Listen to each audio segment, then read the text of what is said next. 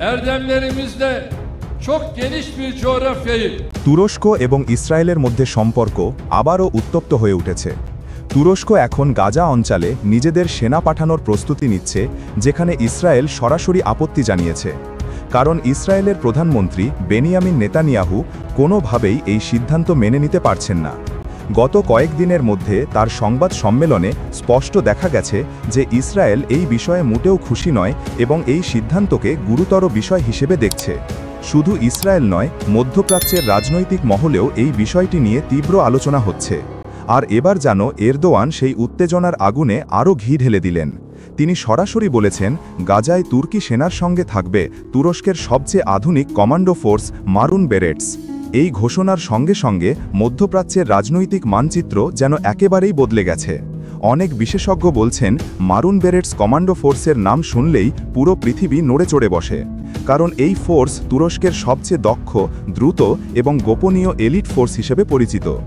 এই বাহিনী কখনো নিজেদের সামনে আনে না, এমনকি শুধু সে দেশের প্রধানমন্ত্রী ছাড়া কেউ জানে না সেখানে কারা কাজ করছে।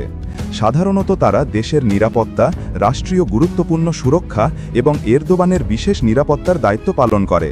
তাদেরকে বিশ্বের সবচেয়ে কঠিন প্রশিক্ষণ দেওয়া হয়, যা যুক্তরাষ্ট্র এবং ব্রিটেনের এলিট ফোর্সের প্রশিক্ষণ থেকেও কঠিন। এর মানে গাজায় তাদের পাঠানো হলে পরিস্থিতি পুরোপুরি পাল্টে যাবে।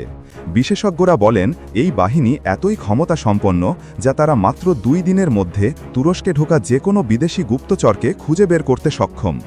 ইসরায়েলের আপত্তি আরও বেশি এই বাহিনীর ব্যবহার করা বিশেষ যুদ্ধ সরঞ্জাম নিয়ে। তাদের অস্ত্রশস্ত্র এবং যন্ত্রপাতি অত্যাধুনিক। তুরস্কের আলতাই ট্যাঙ্কগুলো তাদের সঙ্গে থাকবে। এটি বিশ্বের দ্রুতগতির এবং অত্যন্ত শক্তিশালী ট্যাঙ্কের মধ্যে অন্যতম। প্রতি ঘন্টায় প্রায় 90 কিলোমিটার বেগে চলতে পারে।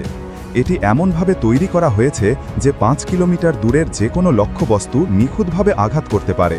তাদের সঙ্গে থাকবে T-129 মাল্টিরোল অ্যাটাক হেলিকপ্টার। এই হেলিকপ্টারের বিশেষ বৈশিষ্ট্য হল এটি একসঙ্গে মাটিতে এবং আকাশে উভয় জায়গায় আক্রমণ চালাতে পারে। প্রতি ঘন্টায় 350 কিলোমিটার বেগে চলতে সক্ষম। এটি পৃথিবীর একমাত্র হেলিকপ্টার যা অল্প জায়গায় ঘুরে শত্রুকে সামনাসামনি আক্রমণ করতে পারে। এই হেলিকপ্টারের সঙ্গে রয়েছে মেশিনগান, মিসাইল লঞ্চার এবং রাডার জ্যামিং প্রযুক্তি।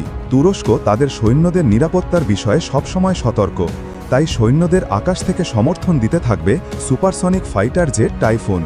এই জেটের গতি প্রতি ঘন্টায় 1200 কিলোমিটার। শত্রু বিমান বাহিনী এই বিমান দেখলেই সরাসরি যুদ্ধ না করে নিরাপদ স্থানে চলে যায়। টাইফুন যে কোনো শত্রু বিমানকে 40 কিলোমিটার দূর থেকে লক করতে সক্ষম। এতে রয়েছে অত্যাধুনিক রাডার এবং লেজার গাইডেড মিসাইল। এটি একসঙ্গে 15টি যুদ্ধ বিমানের ওপর আক্রমণ চালাতে পারে এবং একসঙ্গে 5টি বিমানকে আঘাত করতে সক্ষম। তাই এই ফাইটার জেটকে মোকাবিলা করা সত্যি কঠিন। ইসরায়েলি সামরিক গোয়েন্দারা এখন দিনরাত নজর রাখছে তুরস্কের ভূমধ্যসাগর উপকূলের সামরিক ঘাঁটিগুলোতে। স্যাটেলাইট থেকে দেখা গেছে সেখানে সেনা ও অস্ত্রশস্ত্র সরবরাহ ও প্রস্তুতি চলছে। গাজার দিকে এগোতে থাকা যে কোনো জাহাজকে কঠোর নজরদারিতে রাখা হয়েছে। নেতানিয়াহু ইতিমধ্যেই বলেছেন, যদি তুরস্ক গাজায় সেনা পাঠায় তাহলে এটি সরাসরি ইসরায়েলের সার্বভৌম নিরাপত্তার প্রশ্ন তুলবে। অন্যদিকে এরদোয়ানও পিছিয়ে নেই। তিনি বলেছেন, যদি নিরীহ মানুষের অধিকার ফিরিয়ে না দেওয়া হয় তাহলে তুরস্ক চুপচাপ থাকবে না। এই বক্তব্যের পর মধ্যপ্রাচ্যের কূটনৈতিক মহলে উত্তেজনা কয়েক গুণ বেড়েছে। ইসরায়েলি মিডিয়া ইতিমধ্যেই বিষয়টিকে প্রধান শিরোনামে তুলে এনেছে এবং আন্তর্জাতিক পর্যবেক্ষকরা বলছেন, এই উত্তেজনা যদি আরও বৃদ্ধি পায় তাহলে গাজা অঞ্চলের পরিস্থিতি পুরোপুরি বদলে যাবে। বিশ্লেষকরা বলছেন, গাজা উপত্যকায় তুর্কি সেনা ও মারুন বেরেটস কমান্ডো ফোর্স পাঠানোর মানে হল তুরস্ক মধ্যপ্রাচ্যে নিজেদের উপস্থিতি শক্তিশালী করতে চাইছে।